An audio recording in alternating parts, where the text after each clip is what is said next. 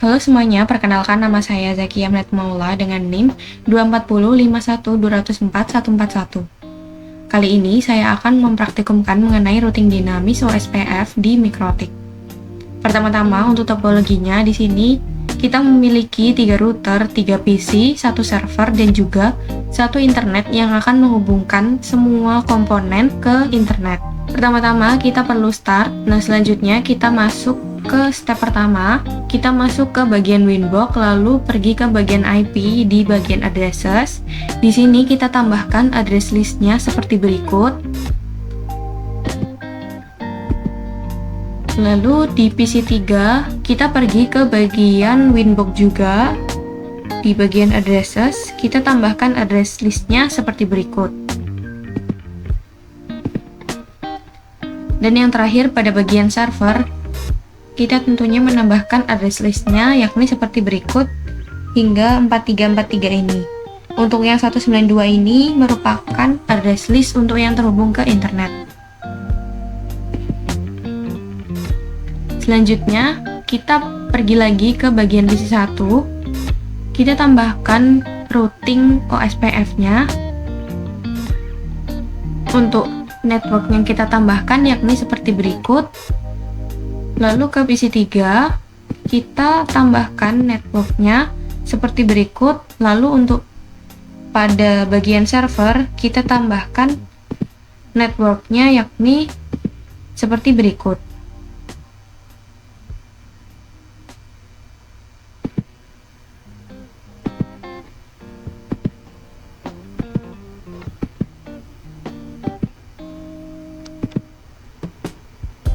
Selanjutnya pada bagian server kita perlu menginstal SAMPP.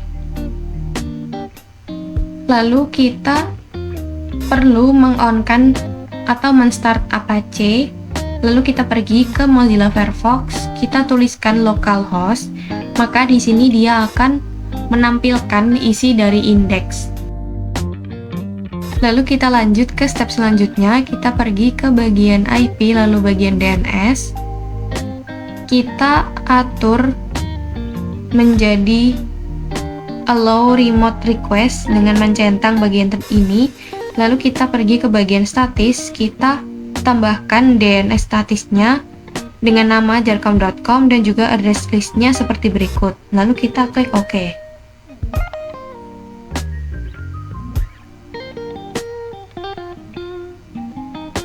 Nah, sebelum itu kita perlu pergi ke Oracle VirtualBox Manager di router 3 atau router yang sudah terhubung atau tersambungkan dengan internet tadi. Kita setting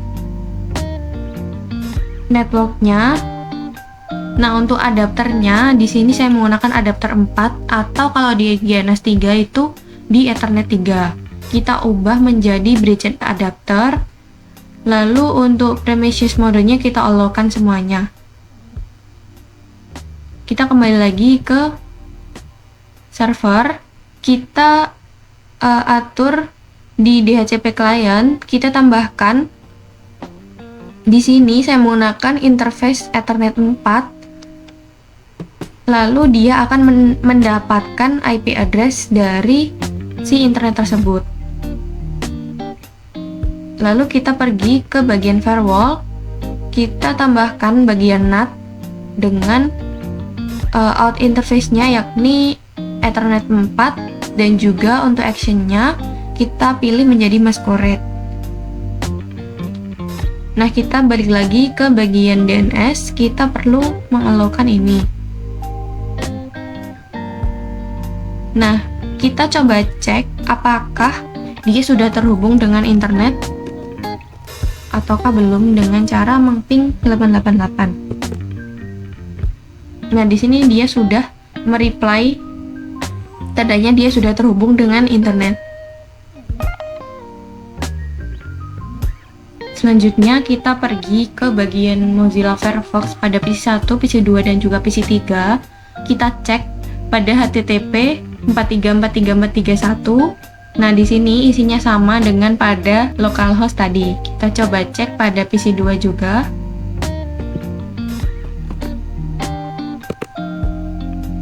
Dan juga PC3.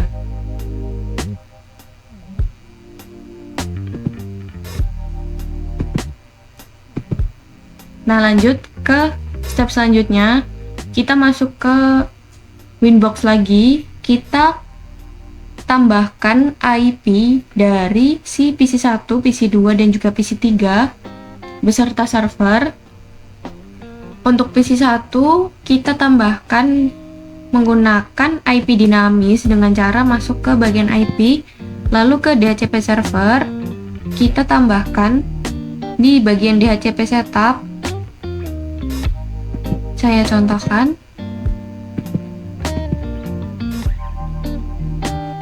Untuk interface Ethernet 3 di sini dia terhubung dengan PC1. Lalu kita klik next aja. Nah, untuk DNS servernya menggunakan 13.3. Lalu kita tambahkan untuk yang menuju ke PC2 menggunakan Ethernet 4. Lalu kita next aja. Selanjutnya kita lakukan hal yang sama untuk si PC3. Nah, di sini saya contohkan untuk interface-nya menggunakan Ethernet 3. Lalu kita next. Nah, untuk DNS servernya di sini berbeda dengan bagian dari PC1 dan juga PC2. Dia menggunakan DNS server 232323.3. Lalu kita next lagi. Dan untuk bagian server di sini saya contohkan menggunakan setting IP statis biasa, yakni sebagai berikut. Lalu kita klik OK.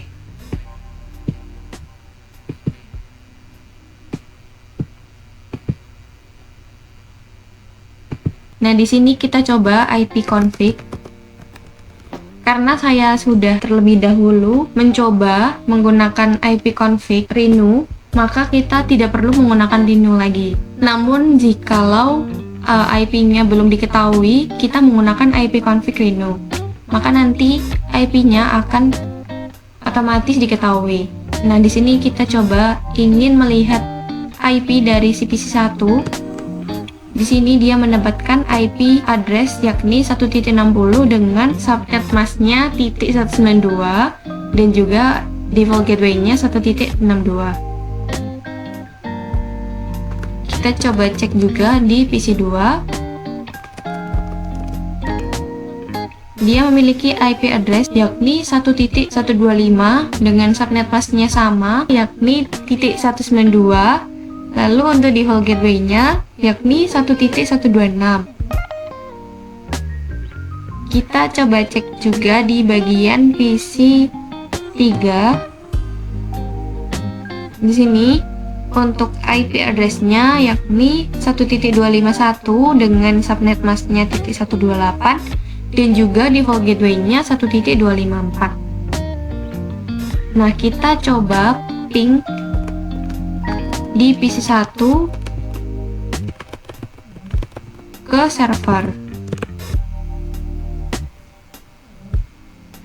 Nah, di sini dia sudah mereply dari si server. Lalu agar si PC1, PC2 dan juga PC3 tersebut bisa terhubung dengan internet juga seperti pada server, kita perlu masuk ke bagian Winbox lagi. Lalu di bagian routing ke OSPF, ke bagian instances. Lalu di bagian default ini kita ubah bagian default rootnya menjadi always as type 1.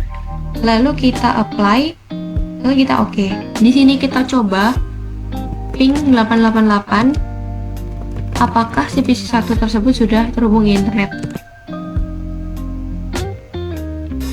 Nah, di sini dia sudah mereply dari si 888. Lalu kita coba ping di PC3, ping 888. Kita coba cek apakah dia sudah terhubung dengan internet. Nah, di sini dia sudah reply dari 888. Lalu kita coba tracer.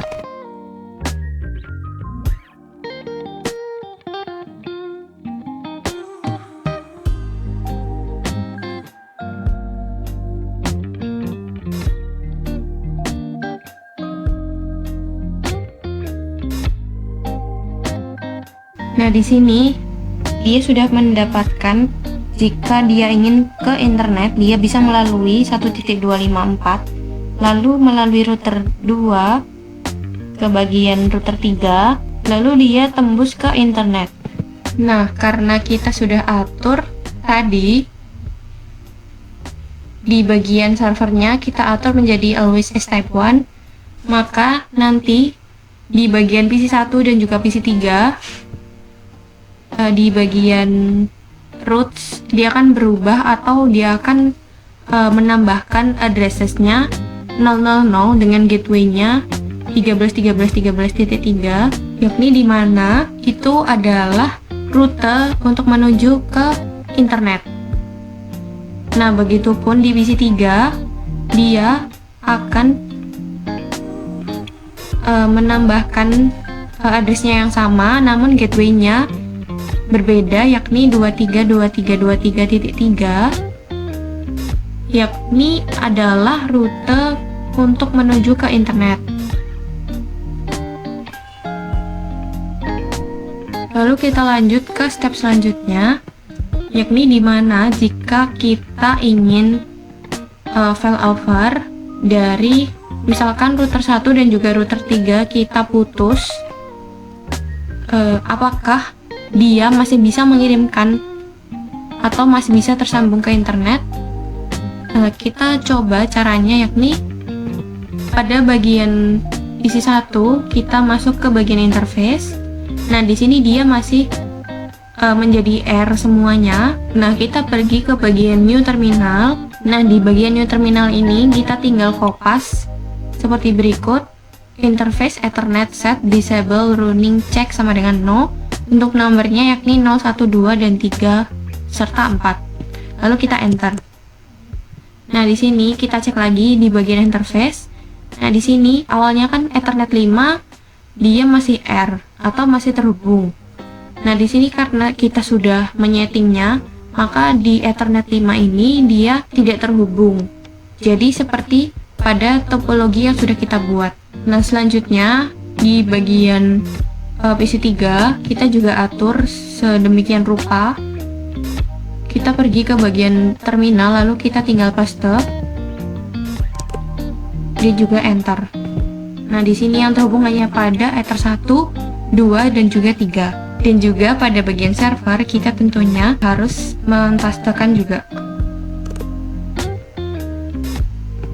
Nah, di sini dia sudah seperti berikut. Karena kita sudah mengatur semuanya, di sini saya contohkan dengan memutuskan router 1 dan juga router 3. Nah, setelah diputuskan kita coba tracer 888. Maaf, di sini ternyata saya typo.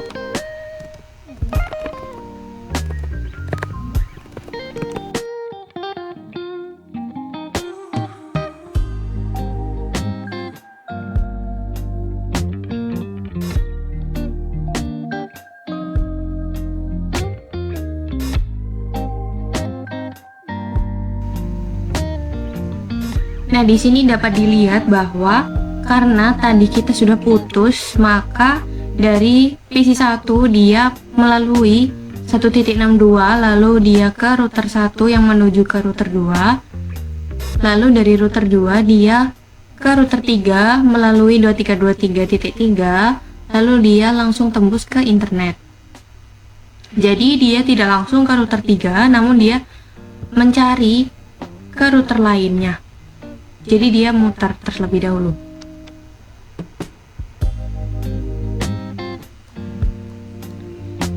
Nah, di sini saya contohkan dengan memutuskan pada router 1 dan juga router 3. Di sini juga kita dapat dilihat bahwa pada root listnya dia auto update, lalu juga pada interface listnya juga dia auto update seperti berikut. Dia langsung mencari ke gateway yang menuju ke internet tersebut, yakni melalui router 2, lalu lanjut ke router 3. Kita coba sambungkan lagi si R1 dengan R3 tersebut. Nah, di sini dia prosesnya saat di root listnya dia agak lama.